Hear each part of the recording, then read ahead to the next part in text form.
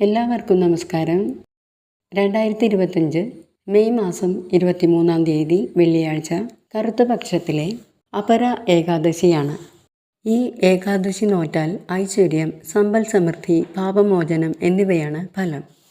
ഈ ഏകാദശി വ്രതം അനുഷ്ഠിക്കുന്നവർ മഹാവിഷ്ണുവിനെ ത്രിവിക്രമനായി സങ്കല്പിച്ച് പൂജിക്കണം.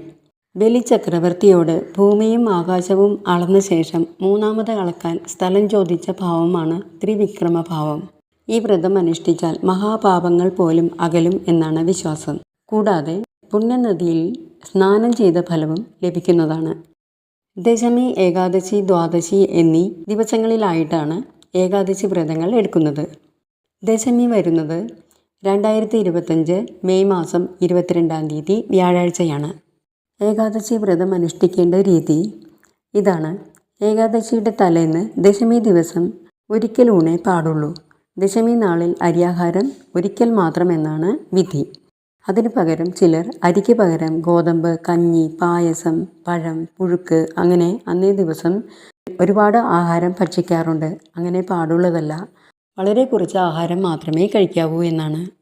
ഈ വ്രതം അനുഷ്ഠിക്കുന്നവർ എണ്ണ തേച്ച് കുളിക്കാൻ പാടുള്ളതല്ല. ബ്രഹ്മചര്യം അനുഷ്ഠിക്കുകയും വേണം. ലഹരി, മത്സ്യമാംസാദികൾ ഇവയൊന്നും തന്നെ ഭക്ഷിക്കാൻ പാടുള്ളതല്ല. ഏകാദശി നാൾ പൂർണ്ണ ഉപവാസം അനുഷ്ഠിക്കണമെന്നാണ്.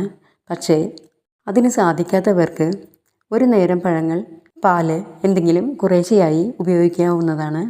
ഏകാദശിയുടെ ഒടുവിലത്തെ 15 നാഴികയും ദ്വാദശിയുടെ ആദ്യത്തെ 15 നാഴികയും കൂടിയ 30 നാഴിക, അതായത് 12 മണിക്കൂർ സമയമാണ് ഹരിവാസരം എന്ന് പറയുന്നത്.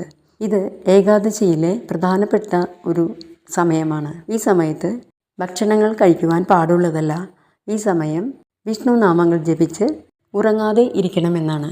ഈ സമയത്ത് അഖണ്ഡ നാമജപം ചെയ്യുന്നത് വളരെ ഗുണകരമാണ്. ഹരേ രാമ ഹരേ രാമ, രാമ രാമ ഹരേ ഹരേ, ഹരേ കൃഷ്ണ ഹരേ കൃഷ്ണ, കൃഷ്ണ കൃഷ്ണ ഹരേ ഹരേ. ഈ നാമം ജപിക്കുന്നത് വളരെ നല്ലതാണ്. ഏകാദശി ദിവസം എണ്ണ തേച്ച് കുളിക്കാൻ പാടുള്ളതല്ല. പകൽ ഉറങ്ങാനും പാടുള്ളതല്ല. അതിരാവിലെ പ്രഭാത സ്നാനത്തിന് ശേഷം ഭഗവാനെ ധ്യാനിക്കുകയും വിഷ്ണു ക്ഷേത്ര ദർശനം നടത്തുകയും ചെയ്യുന്നത് വളരെ നല്ലതാണ്. അതിന് സാധിക്കാത്തവർക്ക് അതിരാവിലെ കുളിച്ച് നിലവിളക്ക് കൊളുത്തി വിഷ്ണു നാമങ്ങൾ, കൃഷ്ണനാമങ്ങൾ ഒക്കെ തന്നെ ജപിക്കാവുന്നതാണ്. വിഷ്ണു സൂക്തം, ഭാഗ്യസൂക്തം, പുരുഷ സൂക്തം തുടങ്ങിയവ കൊണ്ടുള്ള അർച്ചന നടത്തുന്നതും വളരെ നല്ലതാണ്. ഈ ദിവസം മുഴുവനും തന്നെ അന്യചിന്തകൾക്ക് ഇടം നൽകാതെ നല്ല മനസ്സോടെ ഭഗവാന്റെ നാമങ്ങൾ ജപിക്കുന്നത് വളരെ നല്ലതാണ്. നല്ല വൃത്തിയുള്ള വസ്ത്രം ധരിക്കണമെന്നാണ്. നാരായണീയം, ഭഗവത്ഗീത, ഭാഗവതം എന്നീ ഗ്രന്ഥങ്ങൾ പാരായണം ചെയ്യുന്നത് വളരെ നല്ലതാണ്. ഏകാദശിയുടെ പിറ്റേന്ന് ദ്വാദശി ദിവസം മലരും ഉണക്കലരിയും തുളസിയിലയും ചന്ദനവും ഇട്ട തീർത്ഥം സേവിച്ച് പാരണമിടാവുന്നതാണ്. ഇത് എല്ലാം തന്നെ വേണമെന്നില്ല. ഏതാണോ ഉള്ളത് അതുപോലെ ചെയ്യാവുന്നതാണ്.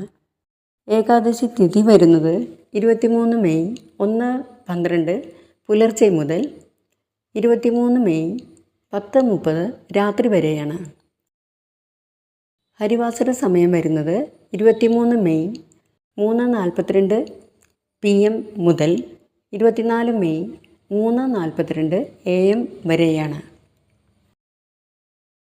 പാരണ വീഴേണ്ട സമയം 24 മെയ് 6:06 രാവിലെ മുതൽ 8:36 സമയം വരെയാണ്. ഏകാദശി വ്രതഫലങ്ങൾ എണ്ണിയാൽ തീരാത്തത്രയാണ്. മഹാവിഷ്ണു പ്രീതിയും അതിലൂടെ മോക്ഷം നേടാനും ഉത്തമ മാർഗമാണ് ഏകാദശി വ്രതം. ഏകാഗ്രതയോടും തികഞ്ഞ ഭക്തിയോടും കൂടി വ്രതം അനുഷ്ഠിച്ചാൽ മാത്രമേ പൂർണ്ണഫലം ലഭിക്കുകയുള്ളൂ. ജാതകവശാൽ വ്യാഴം അനുകൂലമല്ലാത്തവർക്ക് ദോഷകാഠിന്യം കുറയ്ക്കാൻ ഏകാദശി വ്രതം ഉത്തമമാണ്. ഏകാദശി ദിവസം തുളസി നനയ്ക്കുന്നത് വളരെ നല്ലതാണ്.